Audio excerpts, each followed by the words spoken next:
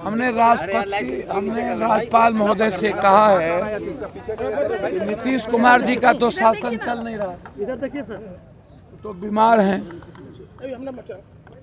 BJP परोक्ष रूप से शासन चला रही है। नीतीश कुमार जी के हाथ में अब शासन और वो पदाधिकारी शासन चला रहे हैं जो जमीन में इन्वॉल्व हैं और अपराधी को चिन्हित करके मारते हैं, मरवाते हैं।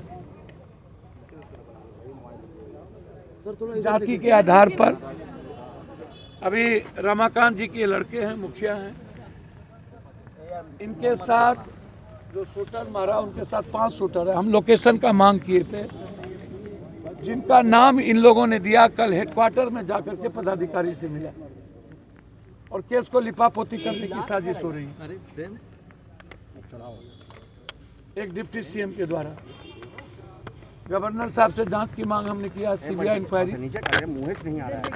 हम खेमका जी की भी जांच की मांग किए हैं, सीबीआई इंक्वायरी, उस शूट की भी ये सीबीआई इंक्वायरी करा दिया जाए।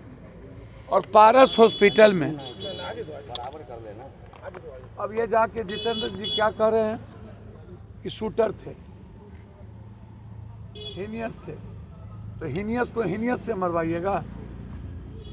और पारस में 300 फोर्स होने के बाद पारस की पूरी सिक्योरिटी नर्स पर रिवॉल्वर तान दिया। 8 आदमी रिवॉल्वर तानते हुए गया और जा करके उसको गोली मार दी और वो मर गया। अब कोई सुरक्षित है क्या? अब बिहार में कुछ बचा है क्या? क्योंकि नीतीश कुमार जी का शासन नहीं रहा, सिर्फ कहने के लिए नीतीश जी की सरकार रह गई। इसीलिए हमने राष्ट्रपति शासन की मांग की है।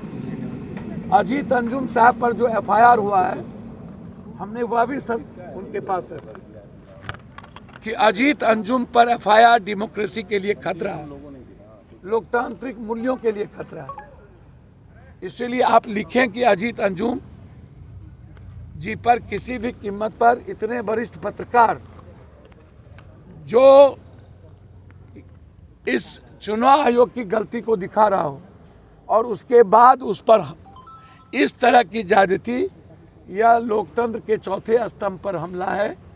इसलिए अजीत अंजुम पर से केस वापस लिया जाए और वहां के डीएम की पूरी जांच की जाए। सर, प्रमुख नेता हैं आप विपक्ष के, लगातार आप सवाल उठाते रहे हैं, अब क्या कुछ करेंगे सर? मैं अभी अजीत अंजुम जी और अपराध के मुद्दों को लेकर के हम लोग, हमारे प्रभारी लारू जी ने आदेश किया है कि हम लोग हेडक्वार्टर की ओर बढ़ेंगे।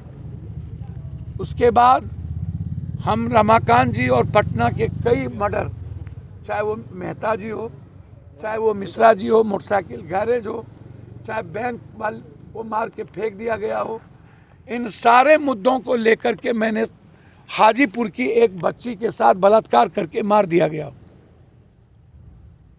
तो हम सारे घटना को लेकर के हमने राष्ट्रपति शासन की मांग की है।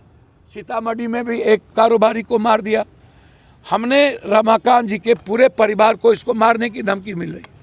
ये मुखिया हैं, हमने कहा कि इनके परिवार की सुरक्षा और इस केस की जांच कि वहाँ कौन कौन थे और भी शूटर था, उसका लोकेशन, और उस लोकेशन के तहत जो जो मोबाइल था वो केस में इन्वॉल्व है। और वो पैसा के चलते मर्डर नहीं है, बालू माफियाओं ने पैसा दे करके रमाकांत की हत्या करवाई। रमाकांत जी पर कोई केस नहीं था और अंतिम कील साबित कर दिया पारस।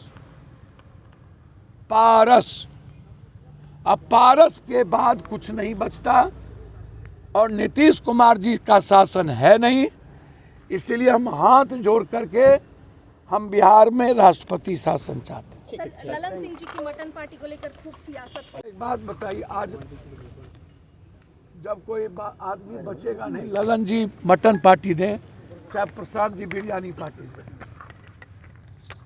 इन लोगों की न प्रशांत जी को बिहार के 12 करोड़ 13 करोड़ लोगों की चिंता है कि कौन मर रहे हैं, कौन हार रहे हैं, बिहार की बच्ची का बलात्कार हो रहा है, न ललन बाबू को। तो वो दोनों की अपनी राजनीति है, उसमें मैं क्या करूं। मुझे तो ना ललन बाबू से मतलब, ना प्रशांत जी से मतलब, मुझे बच्ची के बलात्कार से मतलब है, मुझे लोकतंत्र के चौथे स्तंभ अंजुम जी पर जुल्म हुआ उससे मतलब है, गलत तरीके से रमाकांत जी को और उसके परिवार को मारने की साजिश रची उससे मतलब है, पारस ने अंतिम किल ठोक दिया 9 मर्डर के बाद, इसलिए राष्ट्रपति शासन के अलावा दूसरा कोई डिमांड नहीं।